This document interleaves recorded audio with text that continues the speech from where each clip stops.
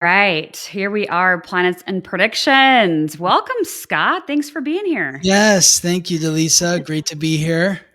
We are going to be talking about astrology. We're going to be talking about the headlines and how they coincide with the astrology. Mm. And we absolutely love our audience that tune in every week for this episode. So if you're brand new to the channel, make sure you hit that subscribe button, turn the notifications on by hitting the bell. We love having you here and hearing what people are up to.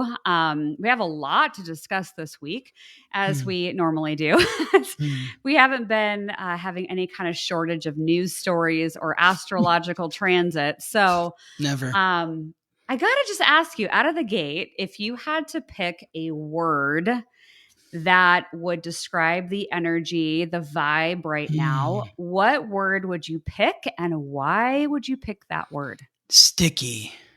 Why sticky? Sticky. Just because of all the Scorpio energy right now with the sun and Mars and Mercury and Scorpio. That just, it's that kind of swamp-like energy. I think we talked about that last week. But they're also aligning with Jupiter in Cancer and Neptune and Saturn in Pisces, the North Node in Pisces. There's a lot of water energy. So, but it doesn't feel like cleansing as much as sticky, because I think it's pushing us into some potentially uncomfortable entanglements with people that we are intimate with. Mm. And I would imagine that a lot of folks have had waterworks tears Mm. with all of these water activations with all the planets in water. So, Mm. yeah, sticky. I like that word. I also, as people are listening to us talk about our word for this week, I'd love to hear what their word of the week is, like what it feels like for them. Pick one word, Mm. only one. And if you want to tell us why, you can tell us why in the comments. Yeah, I would pick the word jigsaw. Mm. Psychically, what spirit shows is like these pieces trying to come together, but the angles aren't quite like working right. It's like if you ever put together puzzles and you're trying to get like the one piece to fit and you're like, it should fit. I can see like with my eyes it should fit, but you can feel it like where you're trying to like push it in and it's not quite clicking. Mhm. That's what this feels like right now. Mm. It's like we are, the visualization I'm seeing psychically right now is imagining we are living at our home in Kansas and we're standing out in front of the house and we can see the tornado that's coming. Mm. Like it's there. We can see it Mm. off in the distance. We know that it's going to be coming closer. We just feel the intensity of it. It hasn't hit yet, but we're starting to really see the energy that is approaching. Mm. And that feels aligned with what I've been channeling on, and your word of sticky and mine of jigsaw. It just feels like it isn't as like precise and clear as maybe we would hope it to be. It's more of that, like we were talking about last week with that visual of the swamp Mm. and being in that like dense forest and Mm. that dirty water that you can't see through. It feels like it's a continuation into this week. Mm. Yeah. Yes. What are your guides telling you about what is this all about right now? That we're Oh. Yeah. Yeah. I channeled this morning for my Sacred Signals community. A shout out to my members. Um, so if they've seen this already, they'll be like, oh, yeah, we remember. I sat down this morning and today's topic was, what does spirit want us to know? Mm. And the topic they were nudging me towards was 3 days of darkness. And the imagery that I saw was a person with a torch, Hmm. and they were walking down a very, very dark underground, like tunnel walkway. Hmm. And they couldn't see what was more than a foot or two in front of them. And Spirit was saying, at times we are represented in that symbolic person that's walking with the torch in the dark space. Spirit said sometimes you're going to feel like you need to just pull off to the side in the darkness and just take a breath, relax.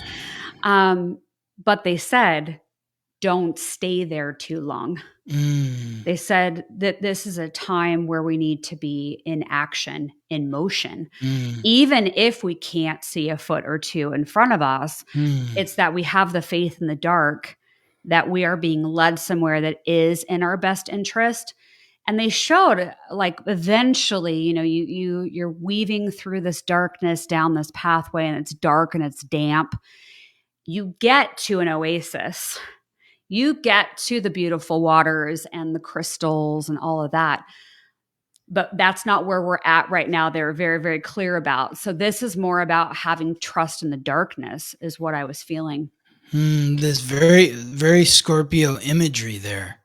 Being in the underworld, like carrying the torch beneath the surface, and needing the courage to move forward in the darkness. That's very Mars and Scorpio, because Mars is the planet of action, but Scorpio is the underworld, and it's bringing light to the darkness, to what's going on beneath the surface. Yes. Interesting. Yeah. Very, very scorpionic energy. Looks like we have Frozen, perhaps. Huh.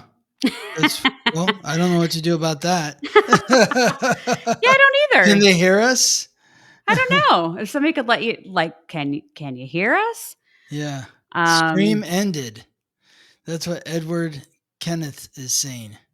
Oh, perfect. Stream ended. And it says in stream for us, so I don't know why. This is very much a Mercury in shadow. Yeah, exactly. Exactly. That's very weird. Huh. So? Yes, on phone, not on iPad. Okay. That's from Kathy. So you asked, you were frozen, but then you came back. Okay, well, we're back. It looks like we're unfrozen on YouTube now. So okay. Well, okay, Rob we're hears right on us. time.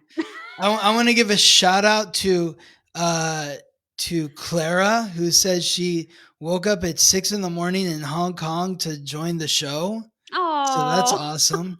And then also, shout out to Debbie. I see on here, it says prayer for Jamaica. I know Jamaica is very close to Debbie's heart. So, yeah. Yeah, we were just talking about Jamaica. I think you had said that the article you found was the last time they had a storm of this magnitude. It was 1851? I think 1851, which is interesting because, 1851. Let's see what was going on back then. If there was anything similar to what's happening now. Just see. When was that storm? Well, I should have looked that up sooner, but I wonder if there's anything similar. 1851. Yeah, and as you're looking at that, Heather's making a good point. She says, crazy that we froze on the screen and the show went out and the show went dark when we were getting ready to talk about what Spirit wants us to know. Wow, yeah, that's true. That's true. It basically boiled down to keep moving through the darkness and having faith in the darkness. And Scott was talking about how it's very, very much a Scorpio energy. So that's the summation of it. Yeah. 1851, Neptune was in Pisces, so that's similar. But I don't know what day that hurricane. Let's see, strongest storm since 1851. That's when they started, since they've been tracking storms. Let's see, Category 5. It doesn't say like when that happened though. Mm. In 1851. It's still a long time. It's, record breaking.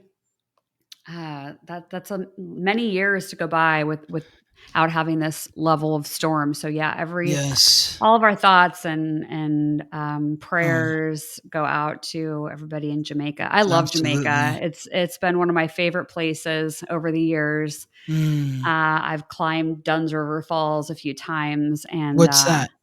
it's a waterfall that you can climb. Hmm. So it's one of, I think, more of the more touristy spots in Jamaica. And so you can go with a group of people. And when I did it both times, you hold hands with Hmm. everybody in a line. And so everybody's walking up the falls holding hands. And Wow. yeah, it's really, really cool. Anybody that makes it out to Jamaica, I'd say definitely check out Dunn's River Falls. So yeah. Was there something else you wanted to add on before we No. start talking astrology? Yeah, Okay. we can move on. I don't have anything of major note to say about that because I don't even have the date of when that other storm was. It just said the headline just said 1851, and I looked, and that's all it said in the article. So, yeah. Yeah. Well, let's dig in then because I feel Hmm. like we were right on time with Yeah. our screen freezing. Yes. Because I feel like we should kick this off with Mercury going into Sagittarius and being in the shadow of Mercury retrograde. When are we officially in Mercury retrograde? Like, I always kind of feel as a Gemini rising that I get impacted a lot by Mercury retrogrades. And being that it's in Sagittarius, I think my take on it would be, and you're the astrologer, you got to make sure I'm saying this right, but Yeah. anybody that has sun, moon, rising, sensitive angles, maybe even personal planets of Venus, Mars, Mercury in any of the mutable signs of Gemini, Virgo, Sagittarius, or Pisces, you'd probably feel this more. Oh yeah, for Okay. sure. But I would say, even more specifically, because this is happening in the first 6 degrees of Sagittarius. So if you have anything in the mutable signs in the first 6 degrees of any mutable signs, you're going to be feeling this the first part of this retrograde. But if you have any key astrological points or planets in the last 10 degrees of the fixed signs, you're also going to feel this retrograde because Mercury retrogrades back from 6 degrees Sagittarius all the way to 20 degrees Scorpio. So Lovely. yes. So, What are the fixed signs? Because people might hear that and yeah. go, well, am I a fixed sign? So what are the four? The fixed signs are Taurus, Leo, Scorpio, and Aquarius. Those are the 4 fixed signs. So when we put fixed and mutable all in the equation, I know you said late degrees of fixed, early degrees of mutable. Yes. That hits a lot of people. Like it'll Totally. activate. I mean, nobody gets out of this. I mean, it's seriously, like when you think about it, like if you were born between 1937 and 1957, you were born with Pluto in the fixed fire sign of Leo. If you were born between 1957 and 1972, you were born with Pluto in the mutable sign of Virgo. So that's, what is that, 20, 20, 30, 35 years or so of people like, so then if you were born between 1983 and 1995, you were born with Pluto in the fixed sign of Scorpio. If you were born between 1995 in 2008, you were born with Pluto in the mutable sign of Sagittarius. So basically, everybody who was born between 1937 and 1972 or 1983 and 2008 are going to be affected by this Mercury retrograde in some way. Yeah. Nobody gets off the hook. Yeah. Everybody's like, yeah. I was even saying on my podcast recently, I'm like, I always say this, like if you have planets in this sign or that sign, which you probably do, whatever the signs are, you probably have planets in one of the two signs or three signs or four signs that I'm mentioning. Mm-hmm. Yeah, Yeah, it's a lot. it is. But we're going to get through it. So let's talk about it. Yeah, So went into shadow a week ago, yeah. and then it's going to formally go into its retrograde. If I remember correctly, I think it all kind of gets over and out of shadow sometime like early December. December 16th Phew. is when it moves out of its shadow. So from October 21st to December 16th, Mercury's in its retrograde shadow. Okay. That seems like a really long Mercury retrograde with the shadows. Is it normally that long? Yeah, it is. Okay. Just Yeah. feels really long this year. Okay. So, but I just had someone tell me, because I told them how long Mercury retrograde, like the retrograde itself is from November 9th to November 29th. And they're like, oh, that seems really short, Uh-huh. because it's just like 1 month, it's like Uh-huh. just, but when you put the shadow onto it, now we're talking about the end of October to the middle of December. Okay. So, yeah. So Mercury is going to move from 6 degrees Sagittarius back to Scorpio by November 18th. Okay. The retrograde begins on November 9th. So that's next week, next Sunday. And then it moves back to Scorpio by November 18th. The retrograde ends on November 29th. It moves back into Sagittarius on December 11th, and then it moves out of its retrograde shadow on December 16th. Okay.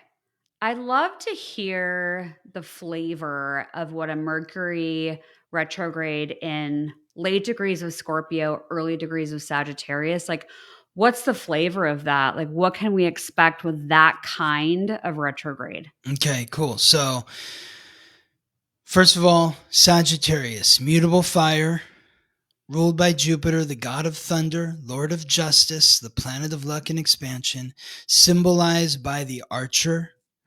This is Katniss Everdeen, Robin Hood, freedom-loving individuals that don't want anyone to tell them where to go, how to think, what to do, what to say.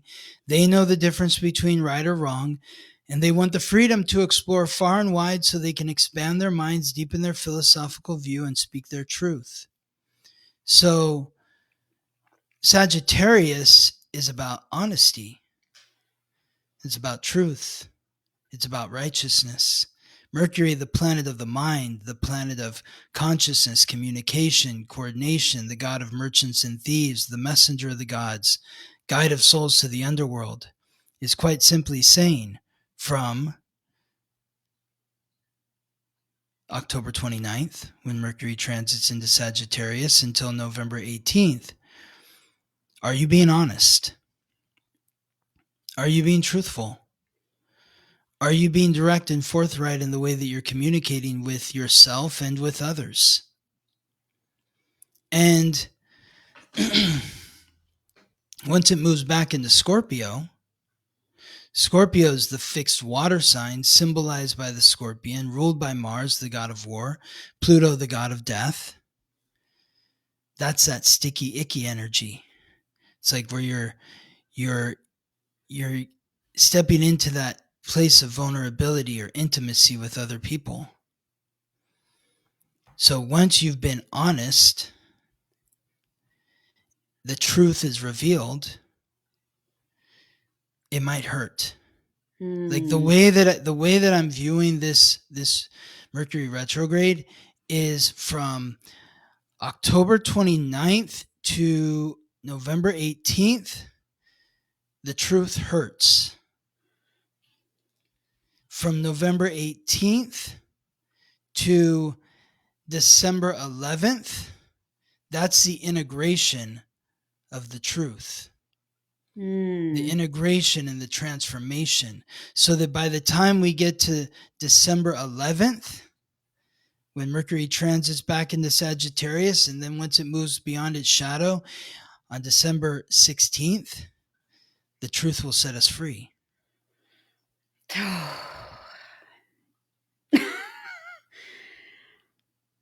Yeah, whose idea was this to incarnate? I mean, it just feels like, okay, cool. Yeah, Yeah, that yeah, sounds like fun. yeah, exactly. Exactly. But this is the work to grow, to evolve. Hmm. And so the truth will hurt. Then you deal with the integration of that truth. And once you've transformed through that integration, the truth will set you free. But it's Okay. important because of this retrograde, you want to refrain from the impulsivity of being irrational or erratic because of the discomfort that you're feeling. Because there's going to be discomfort over the next couple of weeks, potentially over the next few weeks, as the truth is revealed. Okay. Yes. So I would love everybody over there on Facebook land. Let us know in the comments how this resonates with you. When you hear Scott talk about the truth, a relationship to truth, truth hurting, the truth setting us free, like, can you feel that intuitively in your own life? Like, can you feel that bubbling up? Maybe there's somebody that when you hear that, you think of them of like, I could see that happening. Mm. We may all or most of us have somebody in our life that comes to mind when we think about that. And or when someone else hears that, they might think about you. you Mm. know, when it comes to those kinds of questions and the relationship that they have with truth and the truth, being spoken and letting the truth do what it's going to do. So, Yes. very interesting. I know that you said backstage before we got started that there were other things in play here. Mm. I tried to capture a lot of them, but there's so much going on. I'll Yes. just kind of mention a few of the notes that I took down and then I'll just let you run with it. So, Okay. the Mars trine Jupiter and Saturn. You mentioned a half moon. There's a Mm-hmm. Mercury trine. There's something going on with Venus and Libra. All of that, there's just a lot going on. So, what do you think is important for us to know and what is happening? What is it important for us to know? I would say what's important for us to know is to be open to the fluidity of what's occurring right now. If you're clinging to anything, like this is like we're in the flow of the river. And if you're trying to grab onto a branch, like you just have to let yourself go. Just let it go, and the river's gonna push you into a place of calm and peace eventually. You just have to have faith that it's going to. I just recorded my podcast for next week, and I was like, oh my god, I'm looking at this, and typically it'll go like, okay, this week there's 8 transits, and then the next week there's like 4 or 5 transits that we're looking at. The last 4 weeks, there's been at least 9, if not 10 transits every single week. So there's just a lot happening. And the more that we're trying to cling to the way things have always been, the more frustrated and flustered we're going to be. So that's what we need to know. What was the second part? It was... Yeah, just what's happening. What do we need to know? Yeah. Because like I hear of half moon, I'm like, because I'm used to new moon, full Mm-hmm. moon. But I know that you've talked about the importance of half moons. Yeah. So, yeah, talk to us a little bit about the half moon that happened on October 29th and why that's important. So the half moon happens twice in a cycle. There's the new moon, the half moon, the full moon, the half moon, then back to the new moon. And so those are 4 kind of pressure points. Uh, and the half moon is kind of like that first hump that gets us to the full moon, which is the big hump. And then the second hump is the next half moon before the full moon. But each one of these points builds tension. And I've noticed, and I just ask everyone else to notice within themselves, but personally, I notice that whenever it's the half moon or the full moon or the new moon, there's a bit of tension that builds up. And so the tension with this coming half moon on Wednesday has to do with secrets and openness, because Scorpio is secrets, but it's squaring the moon in Aquarius, which is the sign of being open, out in the open. So our secrets might be drawn into the town square. Maybe something that you've been hiding is now recognized or seen by the group, and it might make you feel uncomfortable, like you are naked in the town square. So that's some of the tension of this half moon. Yay. Yeah. Like who thinks that that sounds like a good time? It's like, yeah, let's go ahead and like bring the secrets Yeah. into the middle of the town square for all to judge, right? Yes. Judge and jury, it feels like. Yes. Um, yeah. So I wonder if part of that, this is just me being curious, if like what would be the divine nature of having that happen, right? So hearing that, there are probably several people listening to this that went, oh God, I hope they never find out XYZ, right? Mm. I think I would venture to guess there are a lot of people that hold secrets for whatever reason and varying scale of severity, right? But I wonder what the divine lesson in that would be, you know, if somebody came to you tomorrow and said, all right, we know about XYZ, we're going to go tell everyone today. Mm. What would be the lesson or the learning in that? Is it a deeper spiritual understanding of not holding on to secrets, not to feel Mm. shameful, not to judge ourselves or to judge others? I remember a Y Files episode on YouTube where they talked about how they could see with AI cracking every single password Mm. in like a drop of a hat and hacking into every computer, every phone, and airing everything. You know, your medical history, what prescriptions you have, who you text messaged last night, like where AI can essentially expose everything. Mm. And so I wonder if this half moon, in us even bringing it up, is to ask ourselves what the relationship is that we have to secrets. Yeah.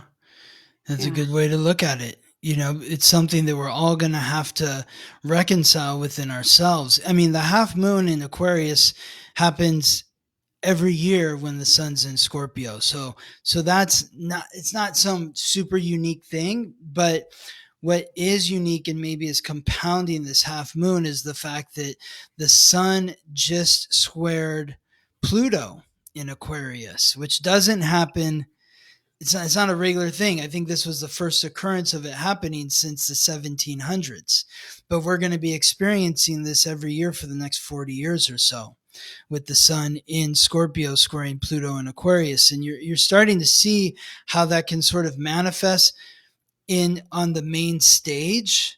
I'm curious to hear what's going on in the lives of individuals that are maybe listening. But like on the day that the sun transited into Scorpio last week and squared Pluto in Aquarius, this secret was revealed about these NBA players and their gambling ring and the betting on games or manipulating games or poker games, all that sort of stuff. I mean, you can look it up, but that was like a big secret that came to light.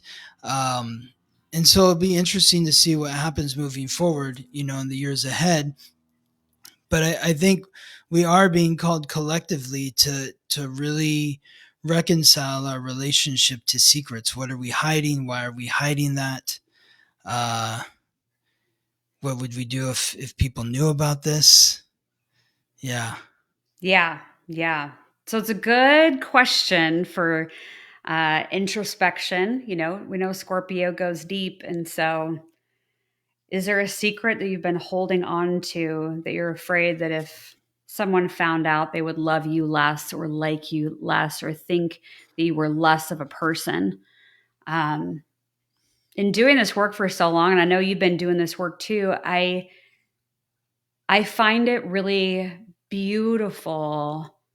And this doesn't even have to be tied professionally. It could be a friend or a family member, whatever it is, where they come to me. Maybe you feel the same way, and they come to you with a secret. And they're like, I've never actually said this out loud. And they say it. And I think that vulnerability makes that person so much more like human and beautiful. And so I think sometimes we hold on to the secrets like they're poison or they make us less than. But in reality, I think that they are the bridge that brings humans together. Yes, it brings you closer. And that's a big part of like all this Scorpio energy right now, especially with like Mars aligning with Jupiter in Cancer and Saturn in Pisces and Mercury aligning with Neptune in Pisces.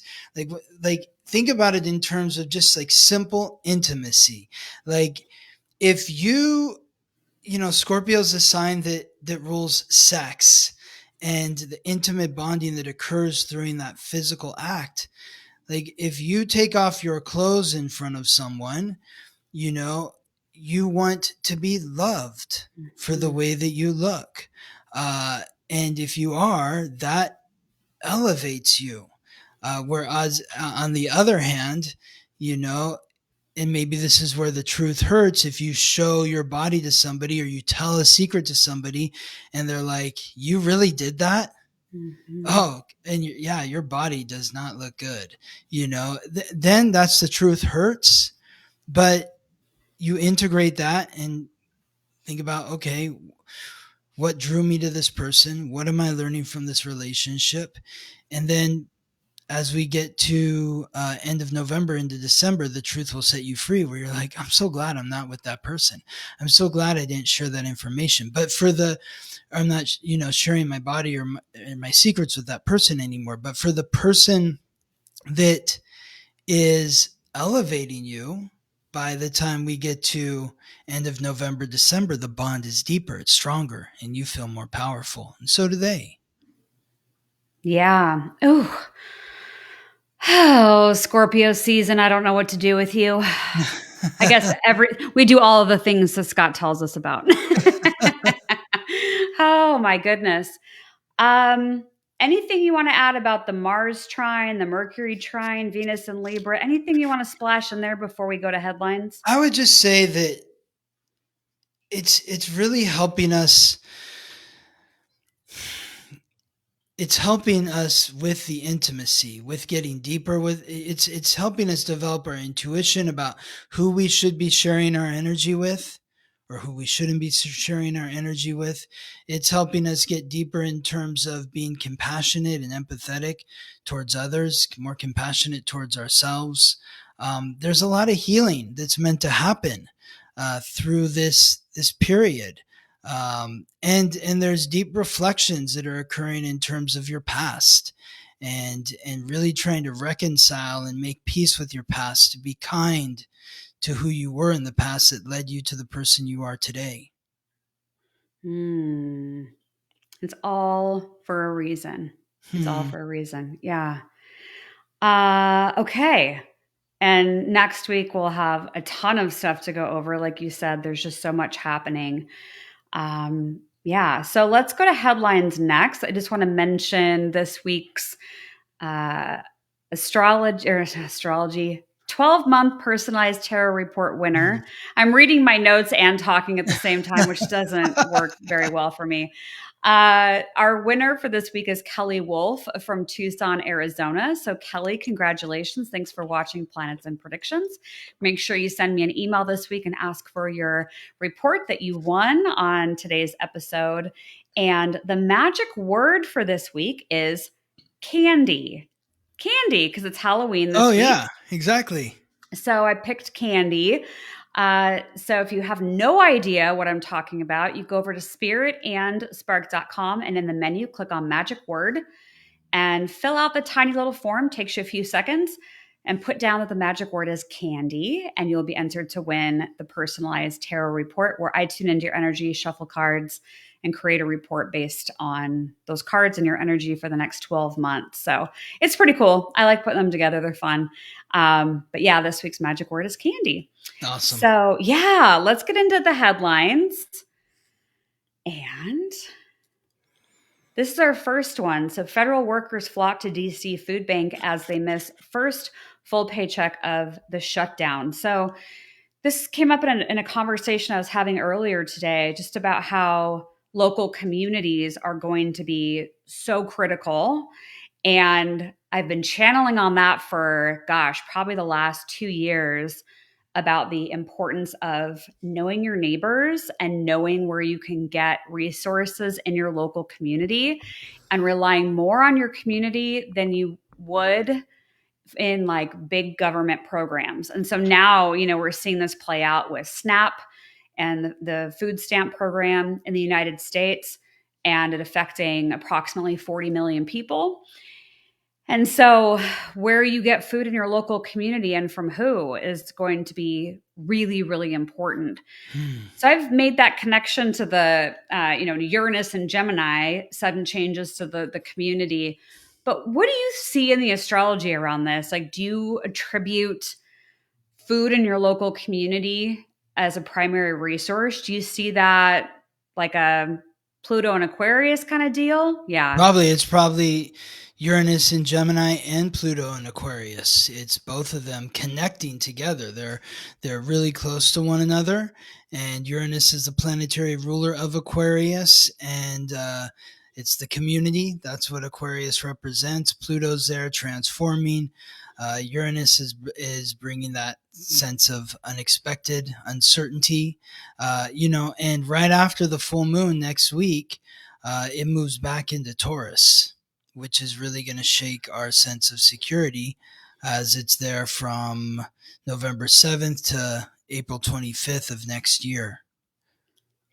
We are going to dig into that. Yeah. Oh, yeah, definitely.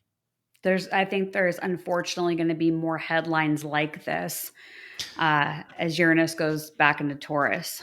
One other transit I think this could be connected to is, Jupiter is transiting through Cancer, and Cancer is ruled by the moon. The moon represents the home. The home is where the kitchen is. So it rules the stomach. The stomach is the part of the body that is fed. It rules the breasts, the part of the body that feeds. And so Jupiter is there in Cancer, but so it's expanding that frequency, but it's squaring Chiron in Aries. So it's bringing about a sense of maybe insecurity around, where am I going to get my next meal? How am I going to feed myself? You can't make this stuff up. I mean, how closely it ties to astrology is just astounding. Yes. Yeah. It blows my mind. It's like wild. We'll keep an eye on it, but I imagine there's going to be more headlines, and Scott and I'll keep tabs on it. We'll talk about it. Yeah. You shared this article. It's so sad. So 4 family members of Illinois governor candidate killed in Montana helicopter crash, his campaign reported.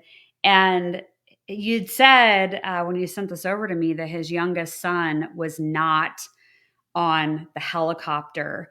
And it breaks your heart, Yeah. Between the first headline and this headline, I can't imagine, being that little boy and having your entire immediate family die in a helicopter crash.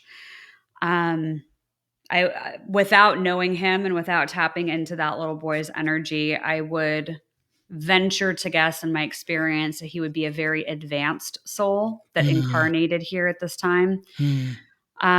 Typically in those kinds of tragedies or traumatic experiences, they're usually, when I look at the Akashic records, they're tied to advanced souls. Wow. So I wouldn't wish this on anybody. No.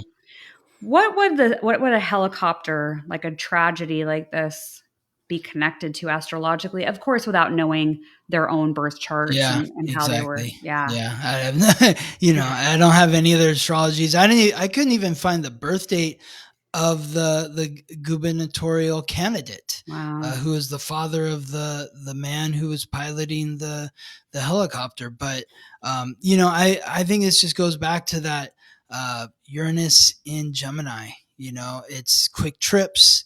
That's what Gemini represents. It's ruled by Mercury. Uranus is the planet of the unexpected. And so, very unexpected to see this happening. It's just tragic. Yeah. Yeah. And then, of course, aligning with Pluto, the god of death, I think that just intensifies things as well. So, yeah. Whew. Well, prayers go out to that family and Oh, everybody yeah. touched by that tragedy. I can't even Yes. imagine. Mm. Then we have a historic, catastrophic hurricane hitting Jamaica, I think, as we're doing this. And we were talking about that at the start of the show, and how there hasn't been one of this magnitude since Mm-hmm. 1851. So, Yep. what would a large water, hurricane, wind, flood, what would that be tied to? I think we talked about this, like, I don't know, uh, a couple months ago. I think it was back in August. I said, and someone's like, "Well, it is hurricane season," but I was like, "Look out in October." Like, I feel like in October and fall, there's going to be a massive hurricane or something, and just because, Neptune coming back into Pisces. As it did just a few days ago, it transited back into Pisces. Neptune is the god of the oceans. Pisces is the sign that rules the oceans. It's Neptune's not too far away from Jupiter, the other planetary ruler of Pisces, which is in the other water sign Cancer. So you've got Jupiter, the planet of expansion in Cancer, and Neptune, the planet of the planet of the oceans in Pisces, the sign of the oceans, and then Saturn is also in Pisces. There's just a lot of water energy, not to mention, Mars and Mercury are both aligning with Neptune in Pisces, and Saturn in Pisces, and Jupiter in Cancer. So there's just a lot of water energy. There's 3 planets, including the sun, in Scorpio. There's Jupiter in Cancer. There's 2 planets in the North Node in Pisces. That's 7 planetary energies that are in the 3 water signs. And then you take the wind, right? Because you got to have the wind, Uranus in Gemini and Pluto in Aquarius, the 2 air signs. Oh, God. So, yeah, I Venus mean, is also in Libra, which is another air sign. So now we're talking about 7 energies in water and 3 in air. Like, where's the Earth? Like what planets are transiting through Earth signs right now? Let's see. What planets are transiting through Earth signs? There are literally 0. The only one is the moon right now is in Capricorn, but yeah, it's so when you don't have any planets in Earth signs, that's going to bring about this sort of event. You've got 3 planets in air, 6 planets and the North Node in water, 1 planet in fire. Yeah, it's all the air and water energy. It's pretty wow. simple to see. Why did it happen to Jamaica? That's the question. I have no idea. But we had a feeling this was going to happen in October. Here we are. And here we are in the Yep. final stretch of October. Yeah. Mm-hmm. Whew. We'll keep an eye on on news headlines around hurricanes, and of course things that are happening. But Kathy's asking a really good It's a question. great question. Do we have It's a control great over question. any? Your attitude and your effort. And we barely have control over that too, because the planets are affecting our moods. So, like in the North Node in Pisces has just been screaming at us to release control. Stop thinking that you have control. You don't. You're here to have an experience. Love people, love yourself, be kind, be compassionate, be empathetic. That's all we can really do. And hope for the best. Have faith. Faith over fear. Yes. Yeah. So I put this article in here. We talked about the internet having issues with, I think it was the AWS and all of the different websites it was connected to. But I found this piece. Could the internet go offline inside the fragile system holding the modern world together? And doing the channeling this morning about 3 days of darkness and feeling like we are very, very much at risk for power outages, grids going down, internet outages. I think it's a very real possibility. I remember, might have been a year ago at this point, but I had a dream, very vivid dream. You might remember this, me talking about it, where in the dream, the phone, my cell phone was having trouble connecting and it was blinking like SOS. And the phone wasn't working, and it was also trying to like signal an alarm going off about it. And based on channelings I've done, I really do feel like it's just a matter of time. And I know that scares the crap out of some people because maybe they have an internet-based business. Maybe they live in a part of the country that's really cold, and hearing about the power going out would potentially be catastrophic to the town that they live in, right? So I think we need to really think on an individual level, what do I have that would sustain me while everything is potentially offline or trying to reboot? But prime example, we started this live stream 47 minutes ago. Exactly. YouTube goes out 4 minutes and 44 seconds into the live stream. YouTube just decides to disconnect from the live stream. Wow.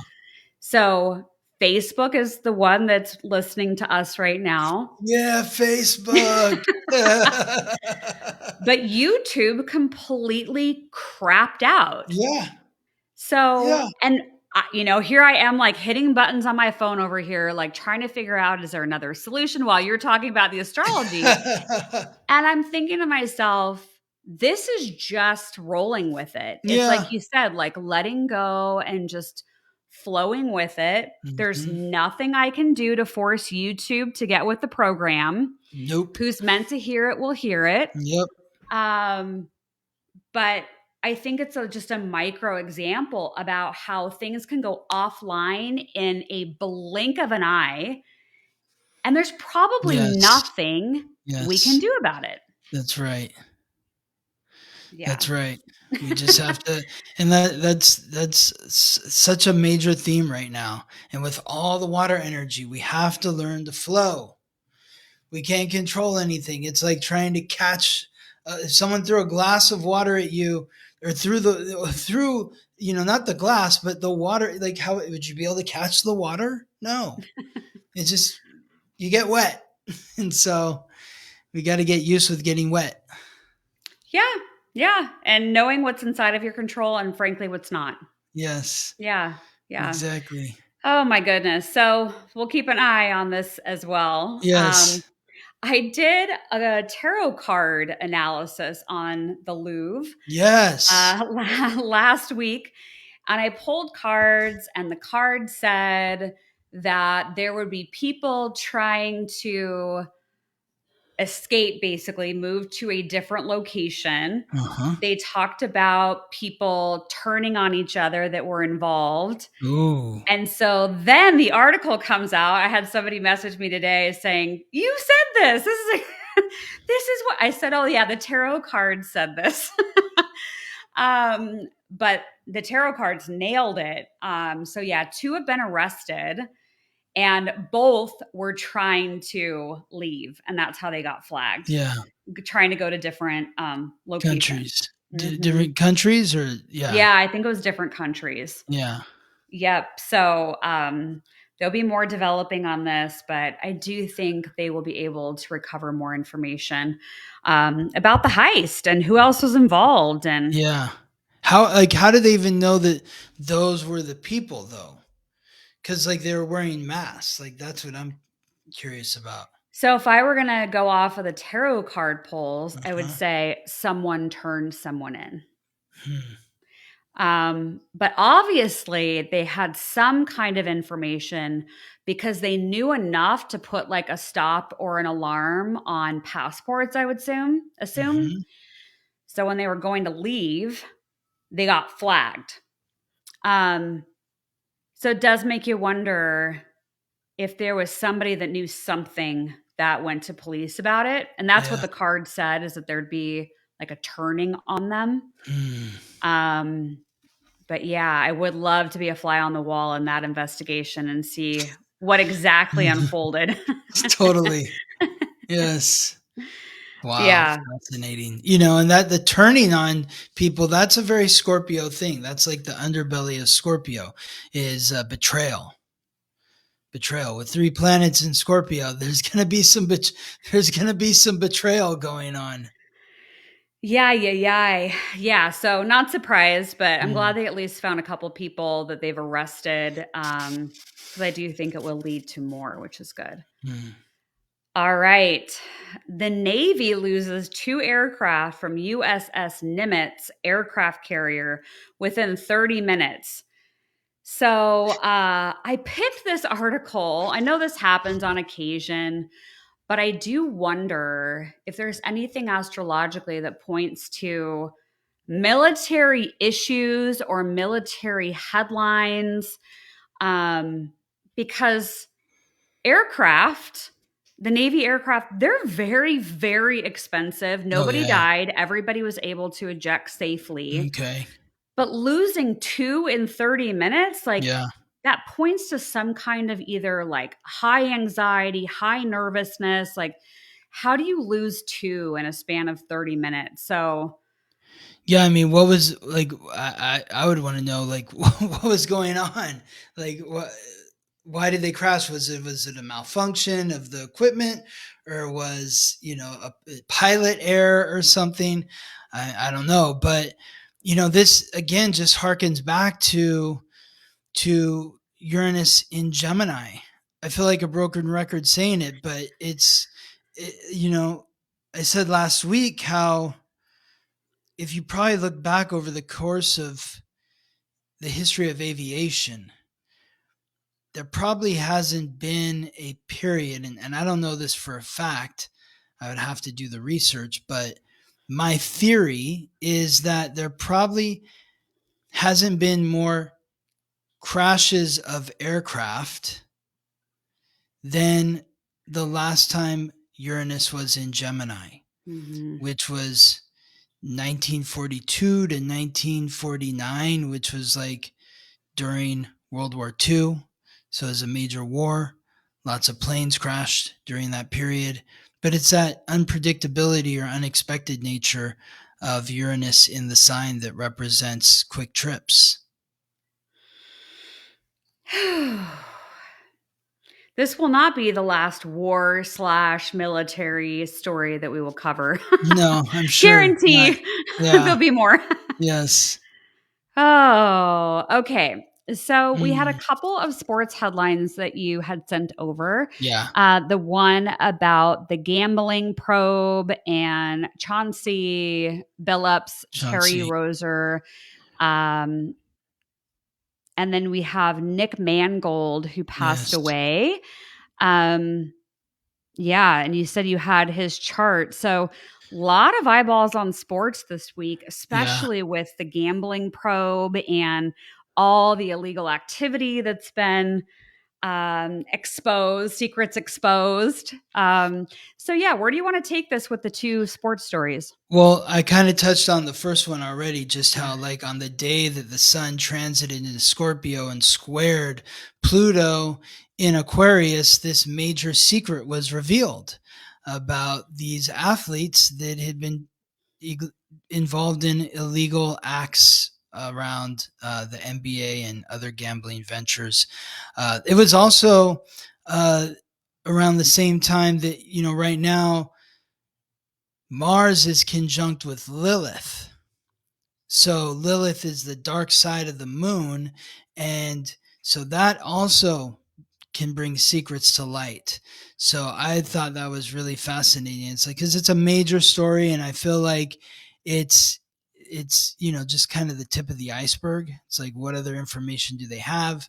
What information does Chauncey Billups and Terry Rozier have that's going to maybe get them out of trouble, where they can, get people that are maybe of a higher status or more money than them in trouble. Like, it just feels like it's not going to end with these two guys. And Yeah. there's about 6 or 7 others who were indicted, but these were the two with the biggest names. Uh, as far as Nick Mangold, it's really, a sad story. I think he had kidney disease, and he had put out a message on social media about 11 days before he died, uh, that he was in desperate need of a kidney transplant, and if anybody was type O and could be a match, he would appreciate it. But Oh, I guess he didn't get the match and he died. But just looking at his chart and seeing what was going on there, because I do have his birth time. He tweeted it out like in 2014. He tweeted out his birth time as like a competition on social media, like guess my birth time.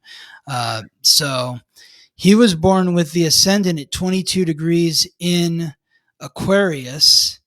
And so Mars, the god of war, was squaring his ascendant. That's always tough. hmm. Uh, then the sun was conjunct his Mars, the god of war, and his Pluto, the god of death, which were also being squared by the transiting Pluto, the god of death.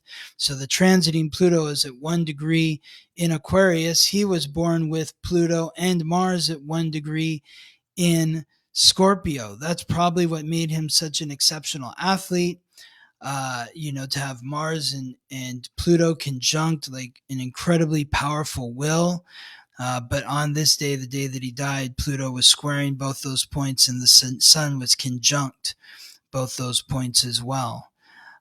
He was also going through his Neptune square Neptune transit, which everyone does in their late 30s, early 40s. So going through a period of needing to reimagine the dream of what life is supposed to be. Hmm. Saturn was squaring his Jupiter and his Neptune. That's really difficult when Saturn squares your Jupiter. It feels like you can see what it is you want. It's like so close, but you're not able to get to it. It's like a lead balloon. You're weighed down. It's like, we have this balloon, but it's not going anywhere. So just a lot of challenging transits. Mercury was also opposing his Chiron. Um, yeah, but the square between Mars and the ascendant, Saturn and Neptune, with Neptune and Jupiter, and then Pluto squaring Pluto and Mars with the sun conjunct that point is just a lot. Yeah. Oh gosh, I feel sorry for him and his family that they didn't Yeah, find that match. yeah, That's too bad. yeah. He was a great player. So Who did he play for? the Jets, Oh, okay. yeah. And when he played for them, they were actually pretty good a couple of years, and he was one of the main reasons why. He was an exceptional player. He played at Ohio State and won a national championship with them, and then played his whole career with the Jets and was one of their all-time great players. Wow. Wow. Oh, sad example. But it is interesting nonetheless to hear about how astrology in our own chart and transiting planets really do impact the energy that we're moving through. Yeah. Yes. Woo. All right. We have to talk about aliens. Whoa. Thousands of eerie underwater objects lurking along US coasts. So there is a app. I think it's called Enigma. I must have chopped that off in the in the can't even talk. Mercury shadow, Mercury retrograde shadow. My words don't come to me. In the image there, I think I accidentally chopped it off too soon, but there's an app that people are using to track different sightings that they're having. And so the app has recorded thousands of sightings of unidentified submersible objects. So, an object, a craft that goes into the water Mm-hmm. near U.S. waterways, phenomena which high ranking U.S. Navy officials warned could pose a threat to national security. Oh, yay. So, um, UFOs remind us, Scott, the increase of UFO sightings, UFO stories. What would that be astrologically? Wow. I don't know. That's anybody's guess. I mean, what would UFOs, maybe it's Uranus and Gemini, like the unexpected aircraft, because Gemini represents Mhm. travel. Some Uranus is unique, it's unpredictable, it's non unconventional. Pluto and Aquarius, but all of these sort of illuminate new levels of technology. And maybe it also involves the planets in Scorpio, which are helping reveal secrets. Mm. Hmm. Yeah. Because I think of UFOs as like kind of like the underworld. It's, Area 51 is like underground. It's a secret layer. USO, that's a submersible object. So maybe it has to do with the Sun, Mars, and Mercury in Scorpio, along with Pluto and Aquarius and Uranus and Gemini. That'd be my best guess. Yeah, I think it's a good guess, Thank you. but more to come on UFOs. Yeah. So I have a couple of interesting ones here at the end. I always like to do good news. So I found this one: guided missiles targeting tumor cells open a new route to combat cancer. I thought the use of words here, guided missiles, was interesting, but it's a major European clinical research event in oncology, giving a boost to antibody drug conjugates, treatments that work like a Trojan horse, delivering chemotherapy to the interior of malignant cells. That is really precise targeting when you're doing Mm, cancer treatment. So I think just another example of how we really are going to be having a lot of breakthroughs with all different kinds of health related diseases. So I think that's really good news. Yeah. yeah. A Yeah. lot of like really big news stories around like advancements and finding cures or treatments have been every week. There's like a new one that Yeah, it we've been seems talking like there about. is. Yeah. And I think that could be attributed to the planets in Pisces, because Pisces rules hospitals and healthcare. So maybe it's Neptune and Saturn, the North Node in Pisces, along with Uranus in Gemini and Pluto in Aquarius, which is shifting technological advancement. Yeah, pretty cool. Yeah. And then the last one, we were having a conversation about backstage. Judd Apatow said he saw Jesus on ayahuasca. And so he is promoting a memoir that comes out this fall. But we were just saying, like, there are people that have been on ayahuasca, not been on ayahuasca, that have had sightings of Jesus. But Judd Apatow wants to talk about it Yeah. and apparently like draw visuals about his experience of seeing Jesus. Yeah, what do you think of this? I don't know. I I've like. had a Jesus sighting. I was not on any kind of spirit medicine, plant medicine. I wasn't even expecting to see the person Jesus, but it happened, and it was inside of a Christian church. I mean, I shouldn't be that surprised, I guess, but ayahuasca, I would venture to say that people have a variety of experiences Oh when they're on yeah, ayahuasca. yeah, yeah. I don't know. I just like I've done ayahuasca a few times, and it's like every time I've done ayahuasca, like the shaman is always like, "Don't talk about your experience to people outside of this circle." So I'm sure that Judd Apatow is not the first person nor the last person to see Jesus on ayahuasca. Like you said, I mean, you have a whole variety of experiences when you're using that sacred plant medicine. So I hope that, whatever his experience was, it was positive. And I think it was, because I did read, I found at least a clip of that article. And, I think the final message was that we're all supposed to take care of each other, and I think that's generally the message that people get with ayahuasca. I have a friend who's probably done it 500 times, and he's like, I always get the same message. Love and gratitude. Love and gratitude. So Yeah. Oh, Nancy's picking up on, you had actually mentioned this when we were talking about it before.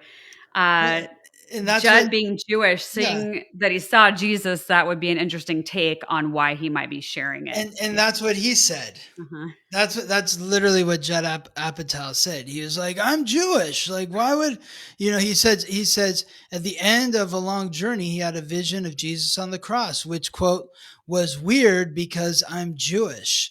I suddenly thought, oh, I completely get what this means. Not that I didn't before, but I felt it. And it was, we're all supposed to take care of each other. So yeah, ayahuasca is really just it's delving into your psyche, into your unconscious. And to answer Nancy's question about what it is, it's a plant medicine. It's like a sacred root that grows in the Amazon, and you drink it, and you go into like deep hallucinations, and there's a lot of purging that happens, vomiting, that kind of stuff. And it's a really powerful transformative experience. Yeah. So Well, good old Judd Apatow, always delivering some interesting things to think about. he's a great creator Yeah. for sure. Yeah. So, but those are our headlines for today. Before we jump off, is there anything that you want to share? I know I just briefly said hello at the beginning of the episode, but for anybody new, Scott is an astrologer and a podcaster and hosts his own show called The Weekly Transit, which is also his website. Yes. And all of my things, spiritual classes, are over at spiritandspark.com. I've got coming out this week where actually I have a little graphic for it. My 1 tarot card reports are going on sale this week. Sacred Signal members, you get access tomorrow, October 29th, and they'll go on sale publicly on the 30th. You get to ask one question about your life, and I pull tarot cards and tune into the energy. So if you've got a burning question about your life that you're trying to sort through, that would be what I would recommend. And so watch for that email and social media notifications, but that's coming up. I'm excited about that. I always love putting those together. And I always love seeing what people ask as like their one question for that report. Yeah. And usually, because I open up spots once a month, usually during the holidays, I do something a little different, but